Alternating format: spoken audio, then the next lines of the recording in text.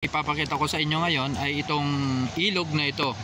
So gusto kong ipakita sa inyo dahil ang tubig na ito o ang ilog na ito ay dating napakalalim. So ang lugar na yan dati ay umaagos ang tubig na napakalakas dyan. Subalit ngayon ay tuyong-tuyo at walang tubig. So welcome to my YouTube channel.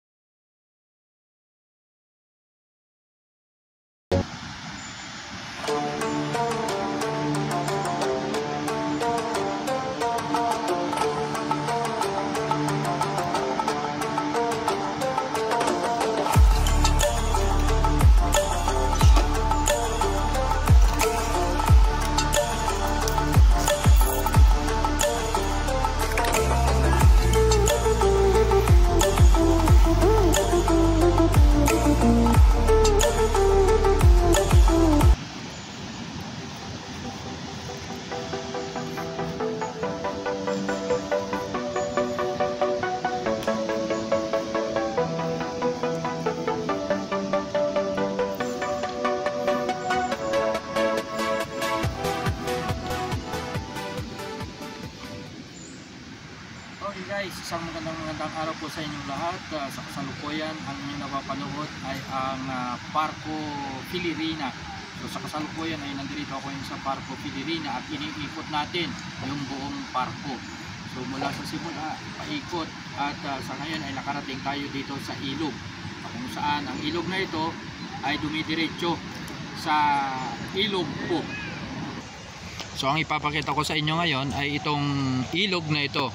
So gusto kong ipakita sa inyo dahil ang tubig na ito o ang ilog na ito ay dating napakalalim. So ang lugar na yan dati ay umaagos ang tubig na napakalakas dyan. Subalit ngayon ay tuyong-tuyo at walang tubig. So ang nais kong ipakita sa inyo dito guys ay ang pagbabago ng klima o ang climate change. So nakikita po natin ngayon guys na tuyong-tuyo ang ilog. So yan ay isa sa mga pagbabago ngayon dito sa ating mundo dahil sa sobrang init. Sa katunayan po nung nakaraang araw ay naglabas ng weather ang Italia at nagkakaroon nga ng heat wave dito sa Europa. So ang heat wave po ay isang napakatinding tag-init. Ayan. Heat wave, napakatinding tag-init. So ito nga po ang isa sa mga resulta ng tag-init ngayon dito. So ang lugar na ito ay dating ilog na napakalalim, umaagos ang tubig at ngayon po ay tuyong-tuyo. So ayan po guys.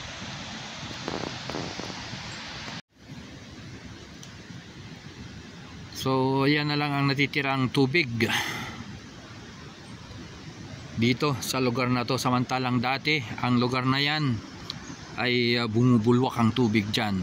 Although doon sa kabila niyan ay may umaagos pa ring tubig, at ang tubig na yan ay papunta nga sa isa sa pinakamahabang ilog dito sa Italia, ang Ilog Po.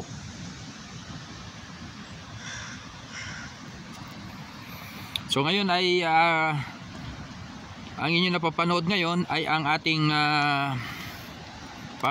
pamamasyal, pag-iikot dito sa Parco Filirina. Dito tayo ngayon sa Parco Filirina. At sa aking pag-iikot, syempre pa kasama ko rin ang aking alagang aso. Ayan. At narating din namin itong lugar ng mga pagong fund o fish fund, at lugar ito ng mga pagong. So dito nakalagay ang napakaraming pagong, at sa lugar din ito marami ding mga isda na naririyan. So tingnan niyo guys kung gaano karami ang mga pagong na yan. At syempre pa ang lugar na ito ay dinarayo rin ng mga turista, mga local at foreign, dahil nga sa napakagandang lugar ito, napakagandang pamasyalan. So panoorin din ninyo yung aking gagawing video na kung saan ay ipapakita ko ang kabuuan ng aking paglilibot dito sa Parco Filirina. At syempre pa ang parkong ito ay nakapaloob pa rin sa lungsod ng Torino, dito sa bayan ng Italia.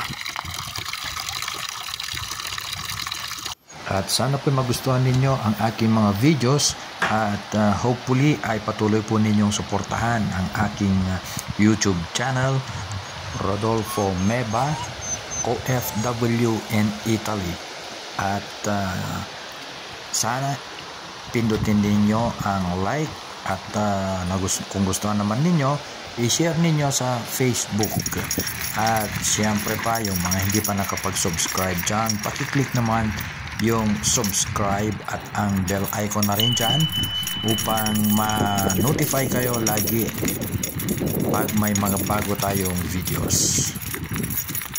So hopefully ay tapusin din po ninyo itong videos, at mag-enjoy po kayo sa panonood, at syempre pa enjoy listening music. But if I lay down and I play dead and I stay dead, maybe you'll get sick of being the monster out of my head, under my bed. Think you're something out of my nightmares, standing right there. But if I lay down and I play dead and I stay dead, then will you get bored of killing me? Silhouettes of you are like a taunt. Never really know just what you want. With you I don't ever feel calm. I can feel the sweat inside my palms. Play with me like cats and a string. You don't understand the pain it brings. You don't ever wanna give me wings. You don't ever wanna set me free. You know I'm addicted to you, and it's twisted, you've been gifted with the evil voodoo. Got me coming back for more, even when I've been screwed. Dolls full of pins, pierce my heart straight through.